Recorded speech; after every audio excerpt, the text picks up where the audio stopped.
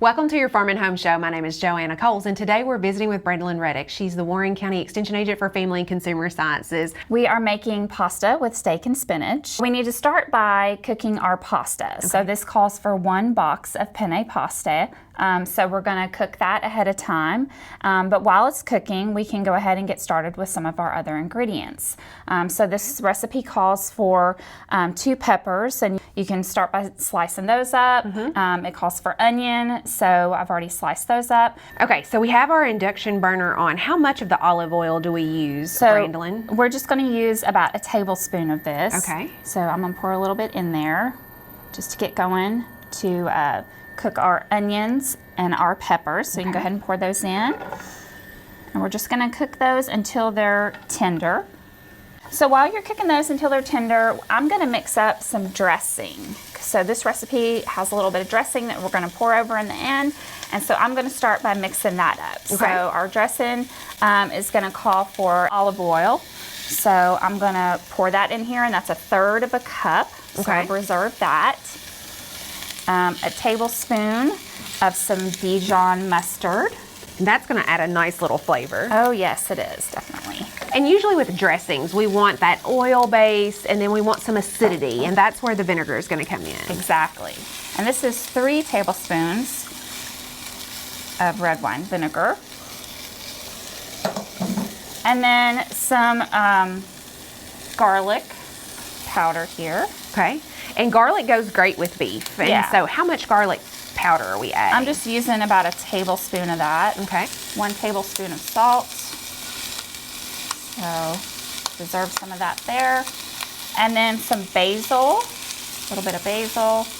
And that's just ground up basil, 1.5 tablespoons. And then I'm just gonna whisk that all together. All right, so I've whisked all that up, and I'm gonna set this aside because we're gonna, like I said, pour this on over at the end. Okay.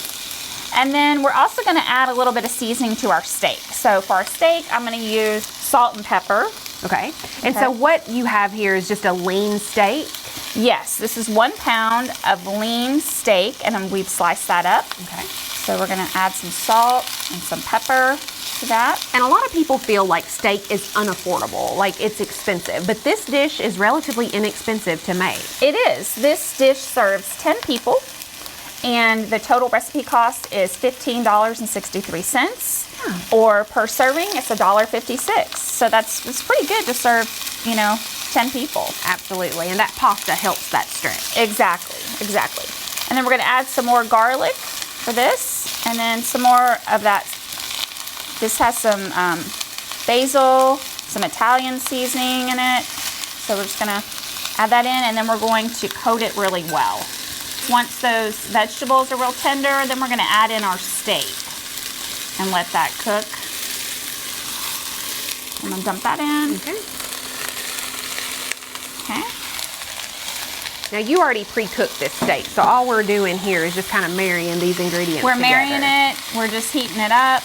And once our pasta is cooked, we want to reserve a cup of water from the pasta. So we reserve that so that we can add that in at the end. This is our 1 box of penne pasta. So once our vegetables and our steak are cooked through real good, you need to make sure you cook that steak real good, 5 to 7 minutes. It's gonna really just add to the flavor. Okay. And really it gives it more moisture. It's gonna make it so that it's not so dry. We're gonna add in our steak and vegetables there. This is 3 cups of chopped spinach. And so when you add that in, it is going to wilt the spinach, and that's okay. It should do that. So this does make a lot. It does. It serves a lot of people. Should serve 10.